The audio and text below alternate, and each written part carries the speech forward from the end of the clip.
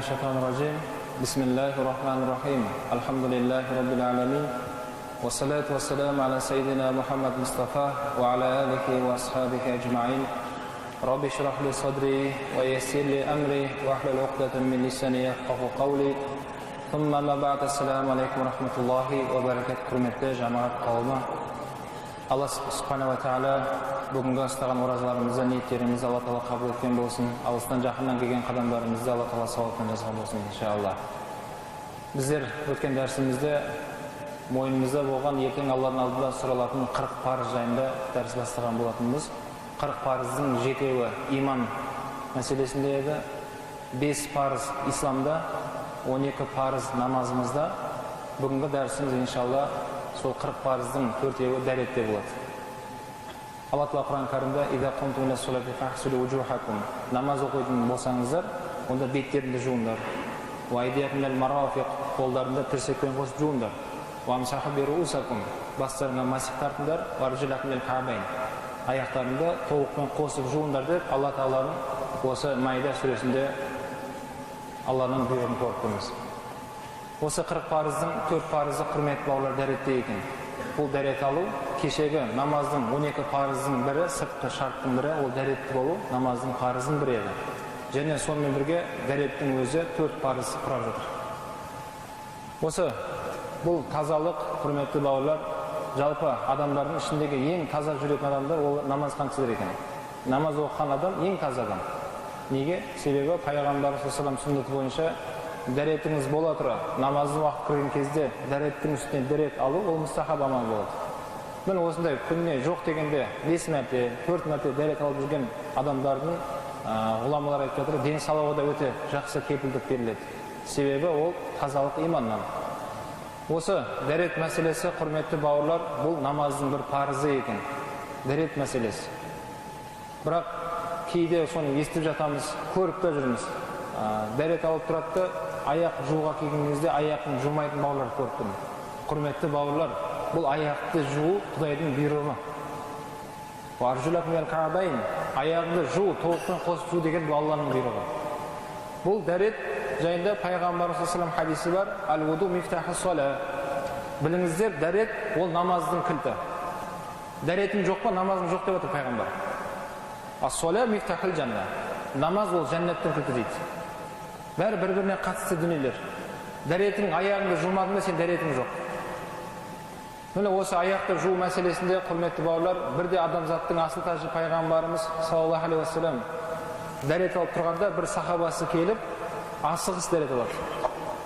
Дәрет алып келді де, ол бауыры аяғын жуған еді. Бірақ пайғамбар саллаллаху алейхи өкшесін, тобықтың артқы жағы дейміз ғой, сол өкшесін жумағанын көріп пайғамбар жаңа сахабасына ескерту берді. Ол сахаба шығып баратқан кезде уайлу лил ақаб, өкшесін жумайтындарға жаһаннамның уайлы болсын деді пайғамбар. Я Расулалла, аяғым жудым ғой деді. Жоқ, сен жақсылап аяғын жуды. Сол сахаба аяғын жуған еді, өкшесін жумаған еді, бірақ пайғамбар оны байқап қалды. Құрметті бауырлар, мен осы келетін бұл сахих хадис. Пайғамбар айтып жатыр, аяғын жумайтындарға жаһаннамның оты болсын деді. Бірақ өкінішке орай кейде осы аяғын жумауға бір-бірінен шақырып атқан бауырларды көреміз. Дінде қатты тұратын мәселелер бар, жеңіл қарайтын мәселе екіге бөлінеді. Бірақ Құдайдың парыз еткен 40 парызы ол жеңілдікке құрылмаған ол. 40 парызы ишихат етілмейді. Мүмкін бұлай істесе болатын шығар, мүмкін мынандай жеңілдіктер бар шығар. 5 мезгілді мүмкін 4 мезгіл оқысақ болатын шығар. Мүмкін мынау Рамазан айында оразаны мүмкін қыстың күні салқын кезде ұстасақ болатын шығар деп ишихат етілмейді оған. Себебі Құдайдың 40 парызы ол орнында тұрады. Ал сол парыздан сүннет амалдар, мұстахаб, әдеп мәселелерінде ишихат етіледі. Қаралады, жағдайға қаралады, уақытқа қаралады, адамның денсаулығына қаралады деген секілді. Ал осы аяқты жуу мәселесі, құрметті бауырлар, ол Құдайдың парызы. Оны жуу керек. Енді фиқ мәселесінде осындай мәселе көтеріледі. Аяғын жумаған адамына үйіп намаз оқимыз ба, оқымаймыз ба деген мәселе көтеріледі. Оны ғұламалар айтады, көзіңмен көрген болсаң, аяғын жумаған адамның артына үйіп намаз оқуға болмайды. Неге? Себебі ол адамның намазы дұрыс емес. Аяғын жумаған адамның намазы жоқ. Ал екінші жағдай бар, Siz keldіңіз, сол бір адам намазға кешігіп келіп, өздері бөлек намаз оқып тұр.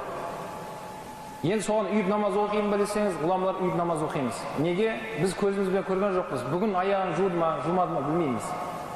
Бірақ ертең ақыретте өзінің намазынан, өзіне үйіп оқыған жамағаттың намазынан сол имам сұралады. Өте ауыр мәселе. Сол үшін құрметті бауырлар, біздер басқанда жүгін көтерген кезде оған сақтану керек. Бұл аяқты жуу Алланың парызы, Құдайдың парызы, сол дәреттің 4 парызы. Демек, бүгінгі дәрісіміз сол 40 парыздың 4 парызы дәретте болды. Бетті жуу, қолды жуу, басқа масих тарту, аяқты жуу. Қалғап 3 мәртеден жуу, ауыз мұрынды шаю деген бәрі ол сүннет, мұстахаб амалдар иншалла. Уахир давана алхамдулиллахи раббил аламин. Ерекше мейірімді рахмет Алла баршамыз өзінің тура жолында жүруіміз нәсіп еткейсін. Я Рахман Рахим, өзіңнің сираты мұстақим тура жолында жүруіміз нәсіп еткейсін. Тұтып жатқан оразаларымыз, ниеттеріміз өзің қабыл алғайсың. Адасып жүрген бауырларымызға өзің хидаят тауфиқ бергейсің. Аллахумма салли аля сайдина Мухаммад Мустафа ва аля алихи ва асхабихи аджмаин би рахматика я архамар рахимин.